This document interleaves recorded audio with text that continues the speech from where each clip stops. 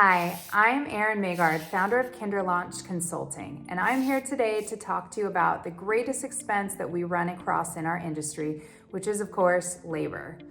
Labor costs are what can truly make or break the success of your business. With such tight margins in the early childhood education industry, it's imperative that we effectively manage our labor costs. So I'm here to share 6 tips that I use to make sure that my labor costs are staying within budget. First, I often schedule my full-time staff to work just under 8 hours per day.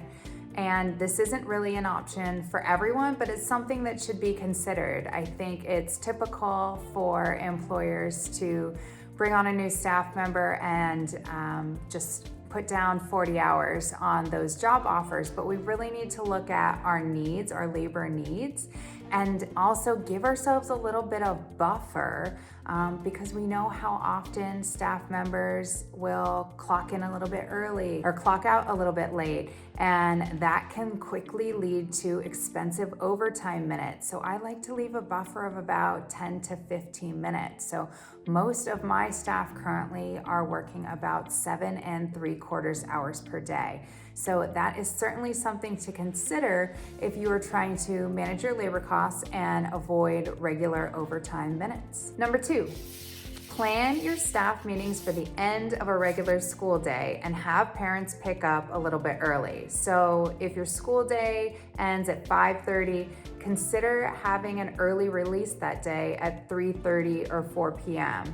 It won't impact a lot of your families, and it'll allow you to avoid having all of your staff members run into overtime, which can really add up, particularly on one payroll. What I don't recommend is skipping staff meetings to save on labor costs. I think that staff meetings are really important to invest in the training of your staff members and maintain the quality of the service in your school. So make sure that you keep that up and you invest that time in your staff, but consider doing an early release to avoid those overtime minutes.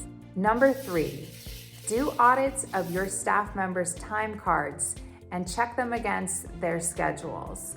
I do this about once a month and I pay twice per month. So I take a look about every other payroll and just check in and see where my staff members are clocking in versus when they're scheduled to clock out.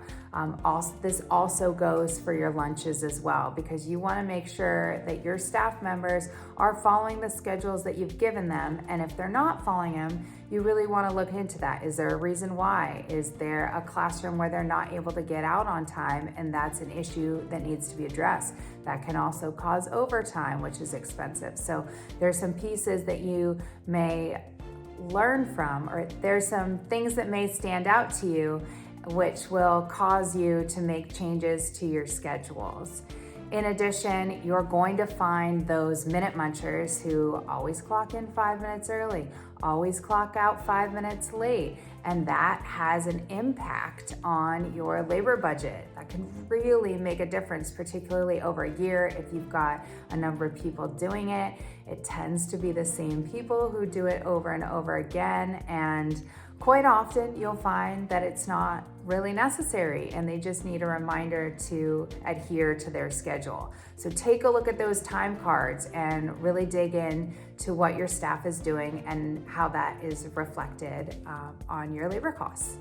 Number 4, get creative with your lunch periods. Not all lunches need to be the same. Not every staff member needs a 30-minute lunch. Not every staff member needs an hour lunch. Consider doing a 40-minute lunch, a 50-minute lunch, a 45-minute lunch. Really look at what works for your schedule. A lot of those lunches are given during nap time when we often only need one staff member in a room. So if you only need one staff member at a particular time, you don't necessarily just have to give a 30-minute lunch because it feels like that standard. Do what works for you.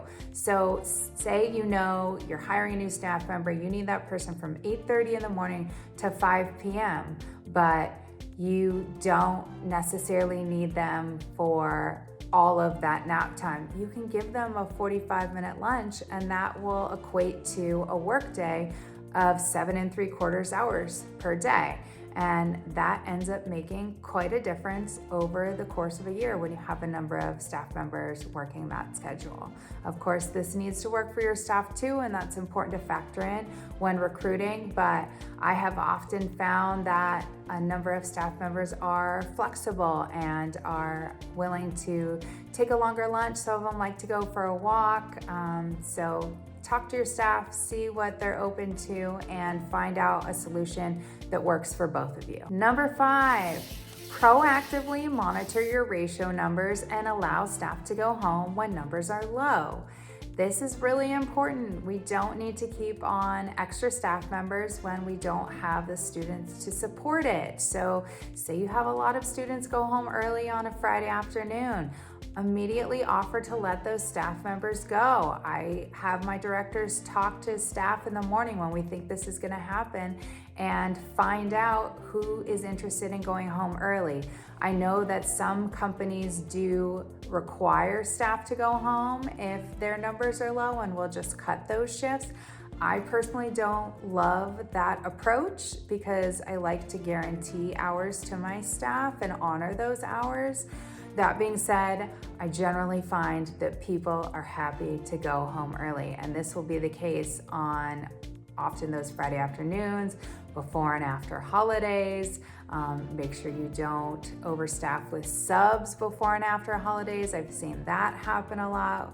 We'll see that we have a lot of people off, right before Christmas, and directors will want to make sure that we have staff for that, but you can ask your families ahead of time, who's going to be going out of town early, and that will help you gauge how many students you're really going to have and how many staff you'll really think that you'll need for those days. So make sure you let people go early when you have low numbers, or even in the mornings. You can look at that too. If you know the next morning's going to be light, talk to staff, see who wants to sleep in. Lastly, number 6, consider evaluating your operating hours.